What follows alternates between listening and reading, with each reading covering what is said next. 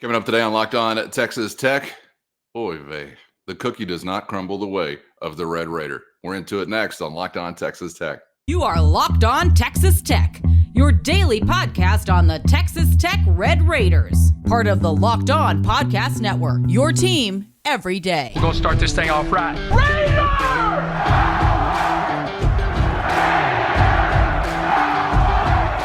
Everything runs through Lubbock.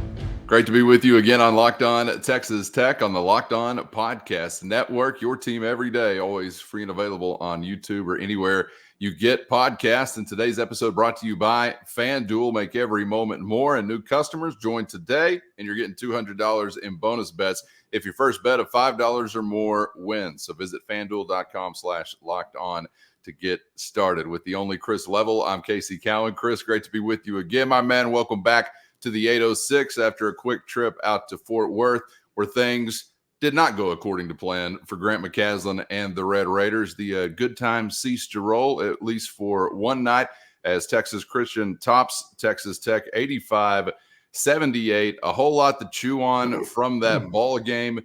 Plenty of credit to give to Texas Christian, because some of what Texas Tech did that they haven't been doing on the negative end, some of what they didn't do that they have been doing on the positive end, I think had a lot to do with the people and purple. So it was a good night for the Frogs and a regathering type of night for Texas Tech now moving forward. Yeah, and you'll see this TCU team again in Lubbock. Obviously, it's a tough matchup for Texas Tech, the way that the Red Raiders are built. Not the biggest team, as we know TCU is. They're just long and athletic. There's a lot of depth there, and they are as experienced as any team that you'll see all season. We've talked about that with the 8 seniors and that are heavily playing in the rotation and all those things. But I thought you go on the road in this 2-game road trip, and if anybody tells you, hey, you're going to split it, I think you take it. Now, granted, you want to be greedy and win both, but you mission accomplished. It just so happens that the second game is the one that you dropped, and here we are. And so you feel a bit frustrated because you turned it over too much. Namely Joe Toussaint. I mean, he had 8 turnovers. Now, granted, he did have 9 assists, and I think Grant talked about that after the game, is that Joe is trying to find the correct balance right now, whether I try to distribute or score. And I think, last night he really tried to distribute more than maybe he should have, and tried to look to score a bit more. I don't know. TCU put 2 on the ball a lot of the time, and they really tried to get the ball out of his hands and get him frustrated and all those things. And again, it's a tough matchup, man. These are the games where you desperately miss Devin Cambridge, and you wish that like the Robert Jennings and Lamar Washingtons were just like older and more experienced to be able to kind of hang in there.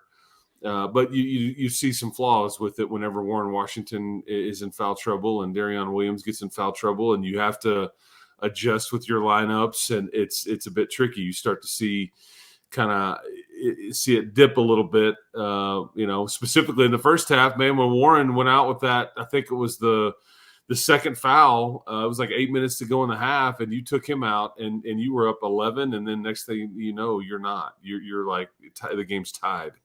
And you want to know how important he is to your team. Not that it's a direct correlation, but there's a lot going on there. So, rough night in Fort Worth.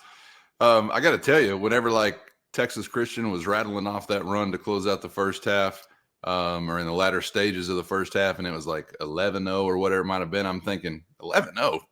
We've seen 22-0. You think this is something to us? Double it up. We may still win the basketball game. And at the end of the night, I leave the game clearly with some things that you're frustrated with as far as what happened, but I don't have a lot of frustration with the team. I thought they fought their butts off till the very end. I mean, Texas Christian finishes 1 for 9 down the stretch. I mean, you got a chance to win the ball game if some things happen just a little bit differently. I thought Pop Isaacs continued to fight, as did the entire team. So clearly you like to see that, and that's obviously an expectation by this point in the season for this team that they will. But You mentioned the 9 assists, not only for Toussaint, but 9 assists for Isaacs as well, against only 2 turnovers for Isaacs. And then Chance McMillan continued to fill it, at least for a portion of the game, as he scores 19 for you off of the bench. So I don't know. I think you lost against a good basketball team, and it was not just a horrific outing yourself. Again, clearly some things didn't go the way that you needed them to be able to get the win. And you see on the screen there something referencing out of character. You know, clearly the turnover number for Texas Tech was out of character for them. But I thought overall there were still plenty of things that you got to like about the team and what they were trying to get done there on the road. So whatever the resiliency or toughness factor is worth to you when you're leaving a tough loss like that, it still stood out to me. It won't matter to anybody in that locker room, you know, when you say it like that, like you just did, and I agree with you. I think you kind of earned some street cred a little bit. I think there was points in that game where you thought, okay, you're about to get run out of here, or it's teetering, and you know, but they just never gave in and just couldn't quite get all the way over the hump at the tail end. But I mean, was it a 3-point game with under a minute? So. You know, after Kerwin Walton hits a 3. And you know, you make 14 threes and to their 11, which is why it was as close as it was, because unfortunately it was like that or the alley-oop was really your only offense. Which was nice, by the way. Hey, just dunk it every time and destroy the rim 3 straight possessions. I was into that. That's right. But, shout out to the offensive philosophy there on the sideline that was cooking that up. But it was you couldn't get to the free throw line, and I think 32 free throw attempts to their 14. Now, some of those you're fouling at the end and putting them on the line on purpose, so it bloats that number a bit for TCU. But essentially, you know, 32 free throw attempts to 14 is just not a recipe to win, especially on the road. And you look at like offensive rebounds, 12-4, and I think TCU had 14 second chance points to your 0. So when I'm watching this game and I'm talking about it on the broadcast, what I kept saying is like TCU has a larger margin for error because they could like not take a good shot or kind of come down and screw something up, but their length and athleticism on the glass, you know, keeps the ball alive, and then they get another crack at it or even a third crack at it. And over 40 minutes, that's tough to deal with because you don't have that same margin for error. It's like you got to come down and bury a 3, and if you miss it, you're probably not getting the rebound. And so it's just a bigger margin for error, very small margin for error. But that's kind of the way it looked to me based on how these two teams were built. But and then, you know, there was I don't know if we want to get into this now, but there was 2 instances where I was one in strong disagreement. First, today's episode brought to you by FanDuel, and happy Super Bowl week to all who celebrate from FanDuel, America's #1 sports book. And FanDuel has more ways than you can count for you to end this season with a dub, or maybe 2 or 3 or 4, not 5, not 6. Not only can you bet on who's going to win Super Bowl 58, but FanDuel also has bets for which player will score the first touchdown, how many points are going to be scored, and so much more. National anthem action? That do anything for you? Check it out at FanDuel.com. New customers also joining today, and you're going to get $200 in bonus bets if your first bet of $5 or more wins. All you got to do, visit FanDuel.com/lockedon to sign up. That's FanDuel.com/lockedon to get started and make every moment more with FanDuel, an official sportsbook partner of the NFL. The other one I'm still very confused by, don't really grasp exactly what happened, was not given an explanation.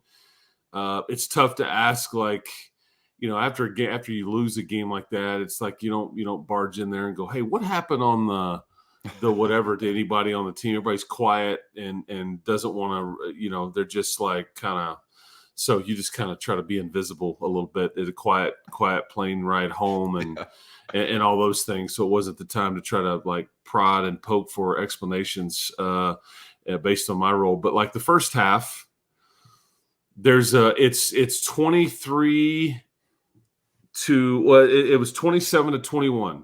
You were up 27-16. TCU is in the midst of their 11-0 run. And in the middle of that, they throw this alley-oop, and Micah Peavy catches it. They call Kerwin Walton, for a foul. The whistle is blown. The basket went in and everything. So they make it very clear, bucket's good. I'm like, okay, so they're going to go to the free throw line. It's an N1. I guess the foul was on the shot attempt. And then I see the referees. He goes to timeout. They put the 2 points on the scoreboard to make it 27-23. And I see the referees talking, and they're actually before they break and go to timeout, they've lined them up on the free throw line. Well, then somebody calls timeout, or we're going to go to immediate timeout. So then everybody, because they're about to hand Micah Peavy the ball and shoot a free throw. Well, then everybody goes and huddles up, timeout, all that. I see the referees talk. Well, then they go and say, one of the officials, Tony Padilla, stands on the baseline. Is like, nope, we're taking it out right here. It's TCU's ball, but they still gave them the 2 points. I'm thoroughly confused, because it has to be one or the other, unless there's some rule that I'm just completely oblivious to. If the foul's on the pass, then it should be, ball out of bounds, no bucket. If the foul's on the shot, it should be bucket, good, and then you're shooting an N1 opportunity. But you get the bucket and the ball. I just think, and no explanation. No explanation. And maybe Grant got one. I just thought it was mismanaged. The referees were very confused. They were going to do one thing, then they huddle up at this guy, we're going to do another, but then you still give them the bucket. So I'm not heard of that. Bucket and the ball, and no flagrant or anything like that. I mean, I was bewildered as well, and I'd like to offer one hypothetical. The only thing that makes sense, and maybe the simplest explanation, is the explanation. Did anybody consider that was a moment of make it, take it? Did the ref say anything about make it, take it? All right, boys, we got a make it, take it situation here. We're giving him the 2. Then obviously after making it, you take it. So let's let them take it. And then they get another bucket, more importantly. But yeah, that was bewildering. And then we get into learning what this signal means with our hands, which is some type of what I thought was a praise and worship type of motion with the arms. Like, just thank you, God, for letting us be here today playing basketball. But instead it was instead of a 4-point play potentially, or at least a 3-pointer and no call, it was no 3-pointer. It was a flop and a technical free throw attempt. Is that the other one you're referencing here? Because I was bewildered double time. Yeah, this one altered the game, in my opinion. And look, you have to be good enough to overcome some of this. If you rebound better, if you take care of the ball better and all those things. And part of this is just life on the road. Okay, I get it. You're not getting every call and all that, but I feel like it's our job to storytell and explain how we got to this point, and the fact that it was, I want to say, TCU was up 9, maybe even 12, and you hit back-to-back threes, and Pop Isaacs had hit the second of those threes, and it cut it to 63-57. And I think that's right. And then the crowd is just really kind of the Tech fans that were there, and there were some for sure. I met some of them, by the way. They listened to you and I. Good people. We appreciate you spreading the good word, folks. Pop hits this 3 in transition, and we haven't seen a flop called all year. This was a point of emphasis a couple of years ago where they were really sick and tired of, selling calls and like falling after 3-point makes and all these things. And so they really made it a point of emphasis, and they were going to, like the way it was, they're going to warn, people. Okay. Like we're going to warn you and a warning, and then a second call on the same thing. And it's going to constitute a personal foul and like free throws for the other team if you flop or fall down or whatever. Well, we haven't seen one called all year. Not once have I seen this call made. And Tony Padilla, right there, got in his feelings, I gather, because he not only calls the flop, but I think, and then utters something to the effect of, if you're going to try to show me up, then, or something along those lines, then I'll do this. Well, and Tony, I hope that he gets graded on this, and I wish he had to sit up there after the game and explain himself for such a call, because not only should it have been a foul call, but it should have been a 4-point play opportunity. Right. The rule is you have to give space for the shooter to land. Pop Isaacs literally lands on the defender's foot, like the front end of his foot. There is no place to land. That is the rule. The referee has to know the rule book, but to get in his feelings and talk about showing up and this and that, and then award a free throw to TCU, totally stop the momentum and that you had, because I think you're on a 6-0 run at the time, and you're getting back in this deal, and the flow of the game, the crowd's into it. Instead, whistle, flop, free throw, momentum stopped. I just thought it was it's bad officiating is what it is. It's a shame that they can't be better. They are very well paid. I'm getting choked up. I'm so pissed. I can't even talk. They're very well compensated, but that's just a blown, mismanagement of the game, the rules, and everything. And so I don't know. But again, I'll say this: you have to overcome that kind of stuff on the road. It's just very frustrating, because that's where the game changed, and you weren't good enough to overcome it. But it was not a flop. It was if anything, a foul on the defender for not giving Pop Isaacs room to land, it's unsafe. This is how guys get hurt. That's why the rule is in place. You come down, you tweak your foot, your ankle, your knee. I mean, you start landing on people. You have to give, there's some space there where you have to give the shooter room to land. It's dangerous, and that was not given to him, and yet they call a flop. So I don't know. That very frustrating to me. Okay, I'll gather myself and try to calm down. But I feel like we owe the people the full context of things, and I didn't want to leave that one in my back pocket, because that was a big part of the game. Yeah, another moment of bewilderment, I guess, but I was just immediately attributing it to an official catching feelings, which I guess they can never avoid.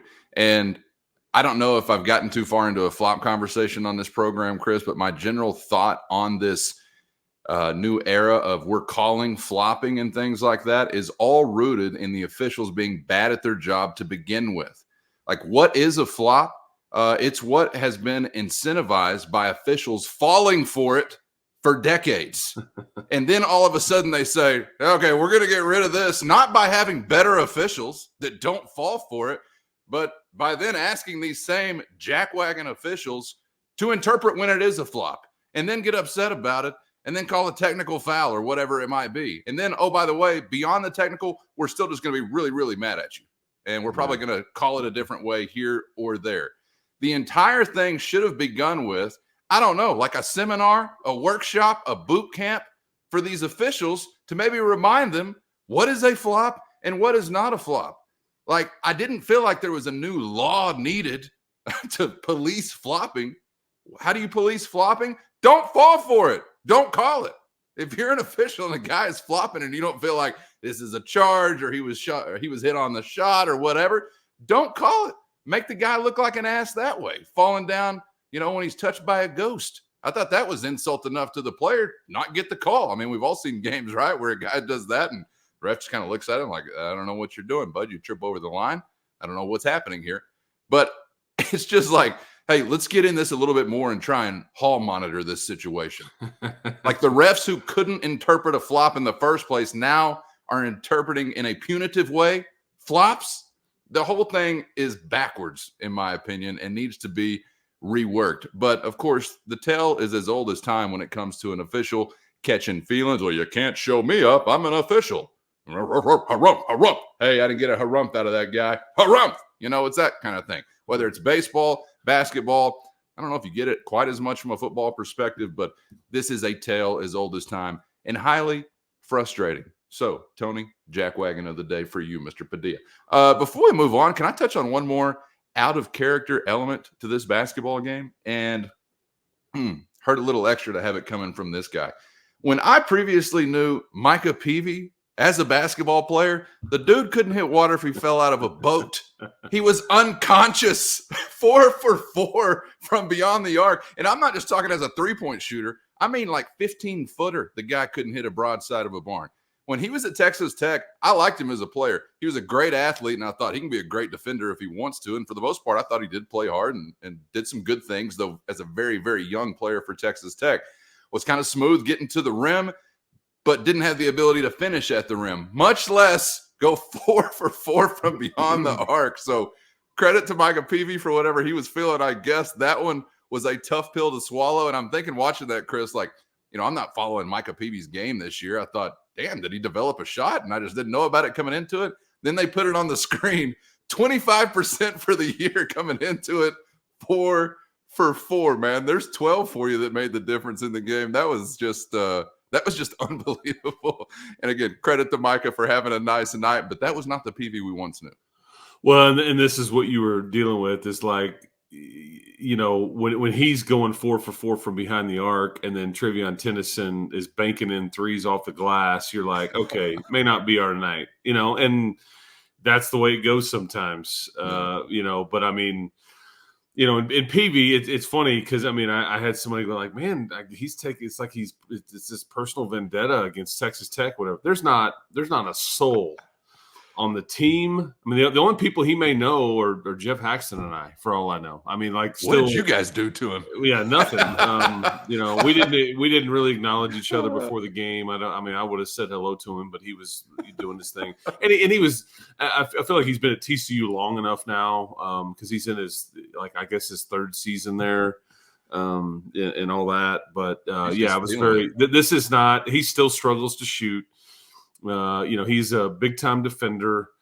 They basically put him on Pop Isaacs, but they'll put him on whoever your best offensive weapon is. And obviously Pop still got plenty of his. And so maybe, Michael was exerting more energy on the offensive end than defensive end, because Pop, had a phenomenal night, 23 and 9, I think, as you mentioned earlier. But yeah, when you got a guy like that, it's not on the scouting report, it's like found money. Because he had 13 made threes on the season coming into the game, and last night I think he makes 4 alone. So to up his total, so that just to give you an idea, Mama said there'd be days like that. I mean, I get, it's just, and then when Tennyson, who is a legit shooter, I mean, he's like your Kerwin Walton or McMillan. But when he's banking them in, you're like, okay, what? Let's just pack it up and redo this on another day. And speaking of, I was you mentioned the hall monitor thing.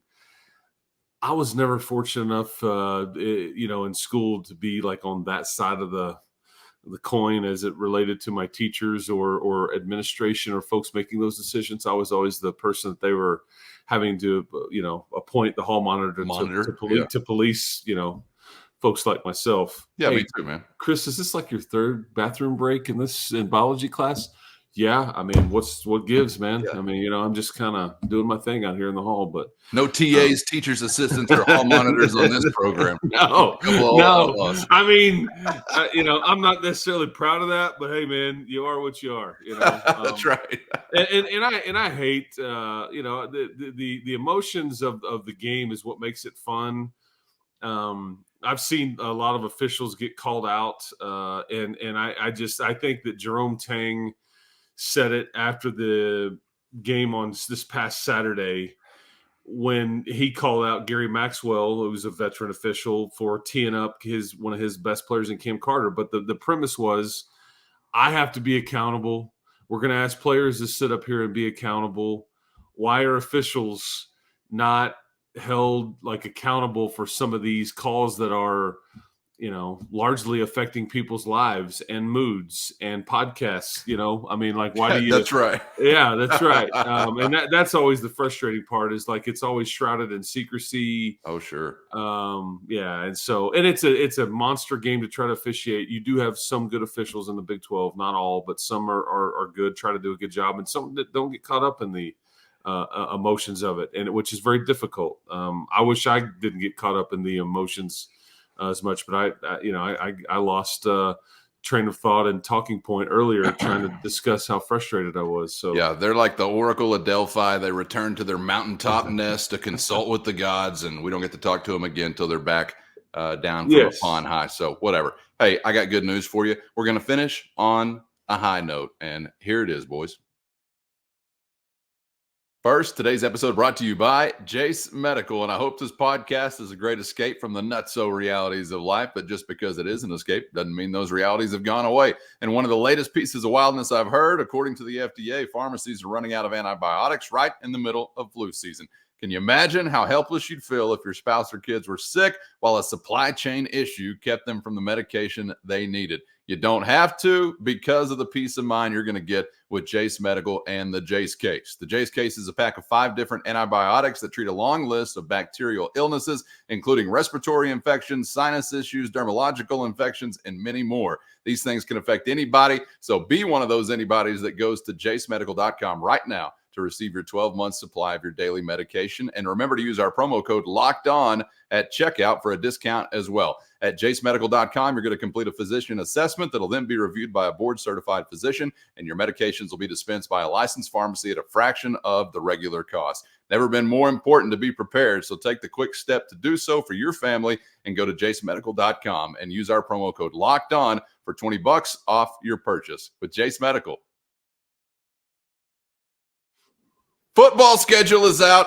Chris is going to Ames, Iowa in early November. So what are the odds that it's going to be 0? Fairly low, although it still is the month of November. You probably had a chance to chew on this yesterday, and here it is on the screen. If you haven't seen it thus far, I'll run through it for those listening on podcasts. You've got Arizona State coming to town for a conference home opener September 21st, followed up with another back-to-back here in the LBK at Cincinnati coming to town September 28th. Arizona Wildcats, you will visit in Tucson October 5th, back here against Baylor October 19th. And you got 2 straight on the road, Texas Christian, Iowa State back-to-back. Colorado comes to town November 9th. You visit Stillwater, Oklahoma to take on the Cowboys November 23rd, and then wrap it up Thanksgiving weekend back here in the LBK on a Saturday as West Virginia will head out to West Texas for the Battle of John Denver's Soul. The Duchendorf Cup will be the regular season finale. Chris, I thought there were some pretty nice breaks here for Texas Tech, including a couple of open weeks to regather yourself with some extra time slotted in there. What'd you make of it?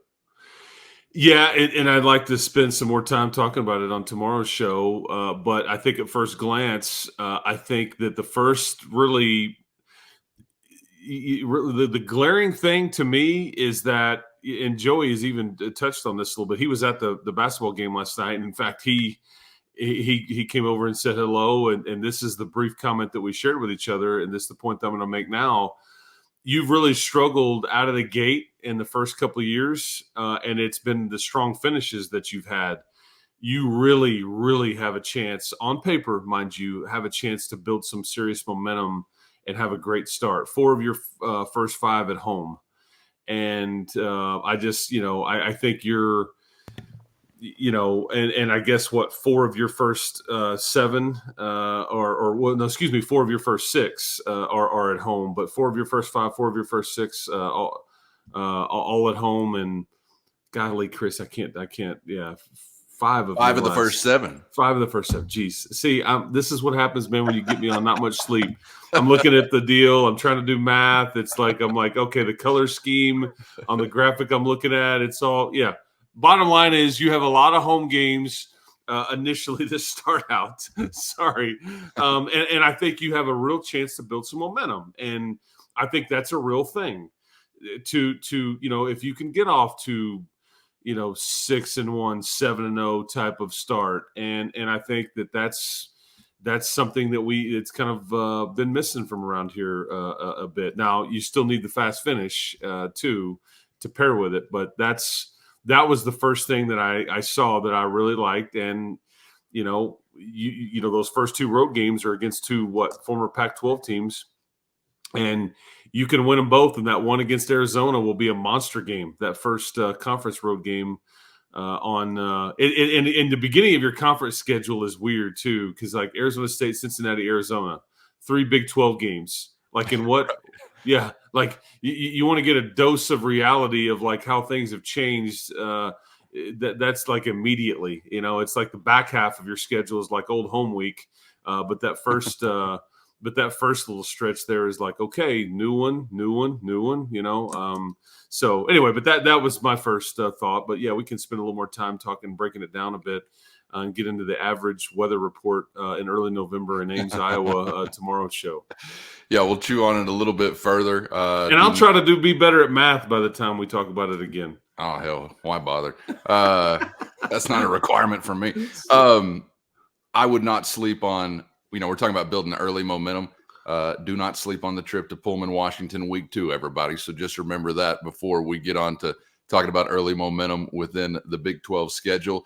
And the only thing that didn't break the way I would have liked, given a good coach 11 weeks or so to prepare, Oklahoma State, November 23rd. Was hoping maybe a little bit earlier, right around the time when they like to lose to South Alabama, as opposed to making a run to the conference championship game. But you can't have all the breaks. Let us know what you think about the schedule in the YouTube comments. We'll get back to some superlatives and chew on it a little bit further on tomorrow's show. And, of course, back to hoops as we wrap up the week and get ready for another big one. Chris, appreciate the time as always, man. We'll do it again tomorrow. Should have been in math class as opposed to, out in the hallway needing to be monitored. Yeah, that's right. Shame on me. And seriously, appreciate seeing those of you at Schulmeyer Arena. I was exiting the building. Took some pics with a couple of folks. Appreciate you paying attention to this podcast or being on RedRaidersports.com, whatever, man. It's awesome to see you folks, guns up. And as everybody kept telling me, keep hope alive. Yes, I will take my own advice. Hope it is still alive. Subscribe on YouTube or anywhere you get podcasts so you never miss an episode. Thanks for being out there and hope to see you back for the next round on Locked On Texas Tech.